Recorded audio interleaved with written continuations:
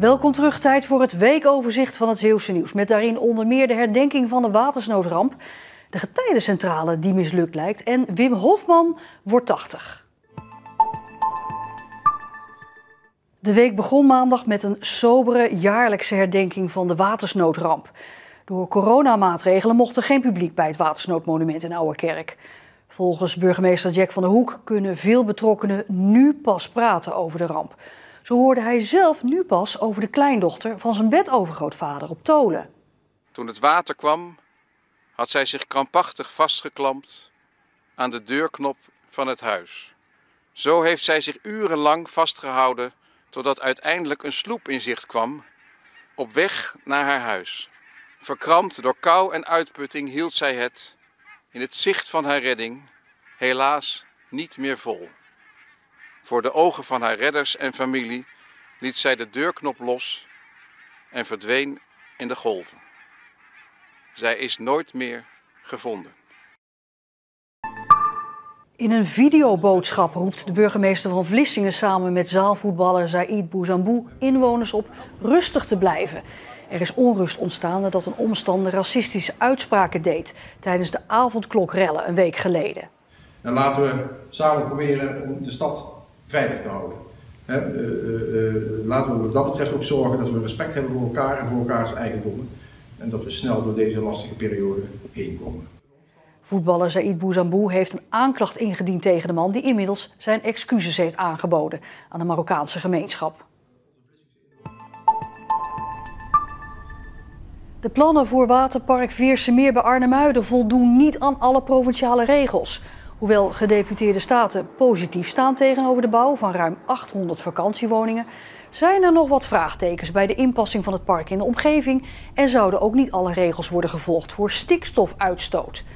De provincie gaat nu om tafel met de gemeente Middelburg om de problemen op te lossen. En zolang die gesprekken lopen, wil gedeputeerde Dick van der Velde er niks over kwijt. Na 20 jaar leegstand heeft het college van burgemeester en wethouders van de gemeente Rijmerswaal groen licht gegeven voor toekomstplannen voor de vervallen Badse Wegkerk in Rilland. Het kerkgebouw maakt plaats voor 9 appartementen en de kerktoren die blijft wel staan en wordt gerenoveerd. Als alles volgens planning verloopt, nemen de eerste bewoners volgend voorjaar hun intrek. Een taart met kaarsjes. Die is voor Wim Hofman. Na Annie M.G. Schmid is hij de bekendste kinderboekenschrijver uit Zeeland. En vandaag mag hij 80 kaarsjes uitblazen. Goedemiddag. Hallo, gefeliciteerd. We hebben taart voor u meegenomen. Zo, dat is die niks. Speciaal voor dit jubileum is een boek gemaakt met een selectie van het werk van Hofman. Er staan verhalen in. Er staat hier ook op Hofmans vertellingen. Dus het zijn allemaal verhalen en verhaaltjes die ik in de loop der jaren geschreven heb. Het boek is voor volwassenen, terwijl de auteur vooral bekend is vanwege kinderboeken. Ik heb al lang geen kinderboek meer geschreven eigenlijk. Maar ik heb nu eenmaal dat imago, want hiervoor heb ik 4 dichtbundels gepubliceerd. En die waren niet voor kinderen. Hofman maakt zelf ook tekeningen en die zijn terug te vinden in het boek. Ik vind het wel fijn dat in dit boek illustraties zijn. Dat komt dus niet zo vaak voor in boeken voor volwassenen, jammer genoeg. Want in Nederland barst het van de kunstenaars die ook wel zoiets kunnen doen. Zeeland krijgt straks een anders georganiseerde zorgsector. De verschillende grote zorgorganisaties gaan samenwerken in de Zeeuwse Zorgcoalitie. Wat betekent dat ze elkaar gaan versterken in plaats van elkaar te beconcurreren. Door, zoals nu, bij de ander personeel proberen weg te lokken. De grote spelers in de zorg willen dan toch meer gaan samenwerken. En niet alleen de 2 ziekenhuizen, er wordt samenwerking gezocht over de hele linie. De ziekenhuizen, emerges, huisartsen en de ouderenzorg. Met elkaar gaan zij plannen maken om oplossingen te vinden voor de grote personeelstekorten in de zorg. De Zeeuwse zorgorganisaties moeten wel samenwerken, want er zijn steeds meer ouderen in Zeeland en er is een groot personeelstekort. En dan denk ik bijvoorbeeld aan een fysiotherapeut die bij ons in het verpleeghuis heel erg veel ervaring heeft met mensen met ouderdomsproblemen te helpen. Die misschien dan ook een keer in een polykliniek bij een ziekenhuis langs kan komen om advies te geven als daar iemand die gewoon nog thuis woont fysiotherapeutische problemen heeft. Dat gaat dan betekenen dat misschien medewerkers niet meer alleen maar bij Zorgzaam werken, maar ook tegelijkertijd bij SVZ. Wat we nu nog zien is dat doordat we heel veel zorg als het ware in gebouwen georganiseerd hebben, het voor mensen in Zeeland soms best heel vervelend is, omdat ze een hele lange reis moeten maken om naar die zorgvoorziening toe te reizen. Als het ons lukt over een paar jaar om zorgvoorzieningen als het ware mobiel te maken, zodat het dichter bij de mensen daar waar ze wonen gebracht kan worden, met mobiele eenheden die daar naartoe kunnen gaan, dan kunnen patiënten misschien dichter bij huis ook de zorg krijgen. Zeeuwse akkerbouwers zijn blij met het besluit van de minister van Landbouw dat drempels op kleigronden voor de aardappelteelt niet verplicht worden. De minister wilde met deze maatregel voorkomen dat bestrijdingsmiddelen zouden wegcijpelen in de grond. Maar dat heeft volgens de boeren op de Zeeuwse kleigrond helemaal geen zin en zou daarbij de opbrengst verlagen. De verplichting geldt nu alleen nog voor akkerbouwers op zandgronden. Het grafmonument in de kerk van Stavenisse is toe aan een restauratiebeurt. Het monument is aangetast door het zoute water van de watersnoodramp. Maar ook door het zoute water dat in het grondwater zit. Dat is hier duidelijk te zien, hier op de hoek. Dan zien we dat het marmer wit wordt. Ja, en dat is degradatie van het marmer. De kerk heeft niet voldoende geld om de restauratie zelf te betalen en wil daarom een subsidie. Want het is naast een belangrijk monument een van de bekendste werken van beeldhouwer Rombout Verhulst. Dit is een van zijn mooiste werken, mogelijk. Zo wordt het ook aangemerkt door de kunsthistorici. Dus het zou ontzettend jammer zijn als dit niet gerestaureerd zou kunnen worden. Voor de restauratie is rond de €600.000 nodig. Het moest het paradepaardje worden op het gebied van getijdentechnologie, het testcentrum voor getijdenturbines in de Grevelingendam. Maar de bouw ligt door geldgebrek al sinds 2019 stil. En de vraag is nu of de miljoenen subsidies die de provincie en het Rijk in het project hebben gestoken terecht zijn gegeven. Hier in de Vlakese spuisluis, net buiten Bruinnisse, had al in 2018 een baanbrekend project moeten verschijnen. Een testcentrum voor getijdenturbines dat Zeeland op de kaart zou zetten als pionier op het gebied van getijdenenergie. Hier in deze spuisluis willen we turbines testen om later op grotere schaal, op de Brouwersdam, een grote getijdencentrale te bouwen. En we gaan samenwerken met onze buren, provincie Zuid-Holland en met Rijkswaterstaat en met bedrijven om die investering rond te krijgen. Maar de investering kwam niet rond en dit is het voorlopige resultaat. Een constructie die verre van af is, maar waar wel €8,2 miljoen subsidie in is gestopt. Dus deden we beroep op de Wet Openbaarheid Bestuur, de WOP. Zo konden we inzage krijgen in de financiële afwikkeling van het project. Provincie Zeeland maakte 118 van de 173 documenten openbaar. 55 documenten werden geheim gehouden. En daar waar het ging om relevante financiële gegevens, kregen we dit opgestuurd. Pagina na pagina zwartgelakte gegevens. Wat we wel konden lezen was dat de financiering van het project vanaf het begin af aan onzeker is geweest. Geen enkele investeerder maakte geld over, waardoor geen enkele bank geld uitleende. En toch zijn er door diverse overheden, waaronder de provincie Zeeland, meerdere miljoenen subsidie overgemaakt.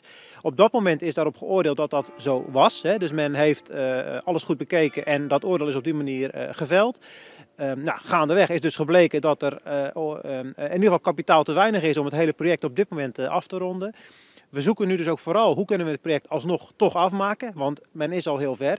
En daarna zal zeker ook gekeken worden, is het oordeel wat toen gegeven werd ook het juiste oordeel geweest, want anders had je niet in deze situatie gezeten. De waarde van het bouwwerk dat er nu ligt is volgens de beschikbare informatie ergens tussen de 3 en de 5 miljoen euro.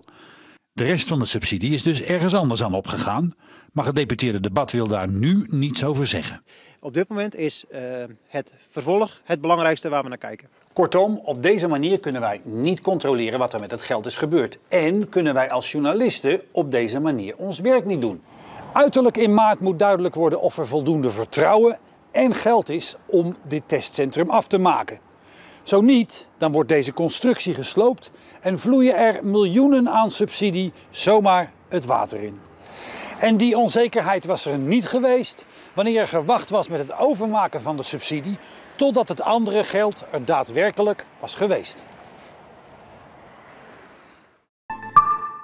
Het Openbaar Ministerie eist bijna 15 maanden cel en ook een taakstraf van 180 uur voor een 21-jarige man uit Grauw. De man wordt onder meer verdacht van het neersteken van een buschauffeur in Hulst. De verdachte was buiten de bus, maar had ruzie met mensen in de bus. En daarom sloeg en schopte hij tegen het voertuig aan. Daarop ging de buschauffeur naar buiten en dat escaleerde uiteindelijk tot de steekpartij. De buschauffeur hield er een wond van 12 centimeter aan over. De verdachte ontkent dat hij degene is geweest die de buschauffeur heeft gestoken. En ook zijn advocaat vindt dat er niet met zekerheid kan worden gezegd dat zijn cliënt de dader is en vraagt daarom om vrijspraak. Er is donderdagmorgen een drugslaboratorium gevonden in Waterland-Kerkje en daar zijn 3 mensen op heterdaad betrapt. Het lab zat aan de Nozemansweg. De politie heeft nog niet laten weten welke drugs er daar precies werden geproduceerd. Weinig toiletvoorzieningen en dichte restaurants. Vrachtwagenchauffeurs hebben het moeilijk in deze coronatijd. Maar niet alle chauffeurs zitten bij de pakken neer. Nee, dat vind ik dat heel veel meevalt. Ja, je kan bij de bedrijven is het wat meer afstandelijk, doordat er wat platen voor de balie zitten en dergelijke. Maar voor de rest hebben we over werk sowieso nog niet te klagen. Den Boer heeft nieuwe manieren gevonden om zich te vermaken. Een sudoku-puzzeltje maken en een filmpje kijken. Dus, ja, en veel bellen. Hij geeft zijn leven dan ook nog steeds een dikke voldoende. Nou, toch wel nog wel gewoon een 8 hoor. Ik vind het nog gewoon goed. Ja hoor, het is wel heel goed te doen.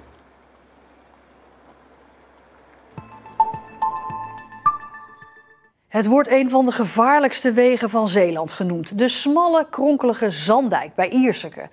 Een nieuwe weg dwars door de polder was te duur en dus is gekozen voor een opknapbeurt van de huidige dijk. Maar ingenieur Wim van der Linden rekende in opdracht van bewoners en bedrijven de cijfers nog eens uit. En hij stelt dat de opknapbeurt ongeveer net zo duur is als de nieuwe weg. Provinciale staten spraken er vrijdag over, maar eerst de cijfers waar het om gaat. Wim van der Linden berekende voor de provincie grote projecten als de Oosterscheldekering, de Westerschelde-tunnel en recent onder meer de Traktaatweg. Volgens de provincie kost de verbreding van de Zanddijk 59 miljoen. Maar volgens Van der Linden is dat minstens 11 miljoen meer. Dan hebben we het over het verleggen van kabels en leidingen. We hebben het over de verzering. Het zijn tijdelijke wegaansluitingen. Er zijn voor voorzieningen voor het verkeer, verkeersregelinstallaties, verkeersregelaars gedurende een groot aantal jaren. Dat kost onnoemelijk veel geld. De fundering van de Zanddijk moet er helemaal uit. Waar moet dat verkeer dan naartoe? Er moet een extra weg voorkomen. Hoe ziet die weg eruit? Wegconstructie, dat is allemaal nog niet bekend. Moet je allemaal aannames doen. En dat zijn grote risico's. En risico's op grote projecten, die moet je goed inschatten. Want daar gaat het dikwijls helemaal op fout. En dan kost het heel veel meer. Een nieuwe weg door de polder zou volgens Van der Linden juist iets minder kosten. Waardoor beide projecten rond de 70 miljoen uitkomen. Voorstanders van het poldertracé weten het daarom wel. Als het verschil een paar miljoen is, zit niet te toppen, want je komt daar een hele hoop dingen tegen. Je moet even tegenzitten daar op de Zanddijk en het wordt duurder. De Staten hebben altijd gezegd op een gegeven moment, poldertracé rood is het meest ideale, maar we hebben geen geld. Dus gaan we naar de Zanddijk toe. Nou oké, vind ik best. Maar als nou beide het evenveel gaat kosten ongeveer, of er zit een minimaal verschil tussen, heroverweeg het dan nog een keertje en neem dan de meest ideale tracé. Het verschil is eigenlijk marginaal. En dan, ja, wil je dan al die risico's nemen? Nee toch? Provinciale staten willen ook dat de cijfers van Wim van der Linden nog eens worden nagerekend. Maar ze gingen wel akkoord met een budget van 8 miljoen euro om de eerste aanwonenden van de Zanddijk om die alvast uit te kopen. Medewerkers in de thuiszorg voerden vrijdag actie in Heinkensand. Ze vinden dat ze te laat gevaccineerd worden. Het verpleeghuispersoneel heeft al een spuit gehad, maar thuiszorgmedewerkers schuiven steeds verder naar achteren in de wachtrij. En daarom voerden ze actie op de parkeerplaats van woonzorgcentrum Dijkstede. Met als slogans: wij zijn geen spuit 11 en onze accu's zijn bijna leeg. Want het water staat hen aan de lippen. Je merkt in de thuiszorg dat de roosters niet altijd meer goed rondkomen, dat de planning het heel erg druk heeft. Dus die accu's beginnen leeg te raken. Je merkt het aan collega's, het ziekteverzuim neemt toe. Dus het is echt heel belangrijk. Of deze actie van de thuiszorgmedewerkers ook echt effect heeft, zal de komende weken moeten blijken.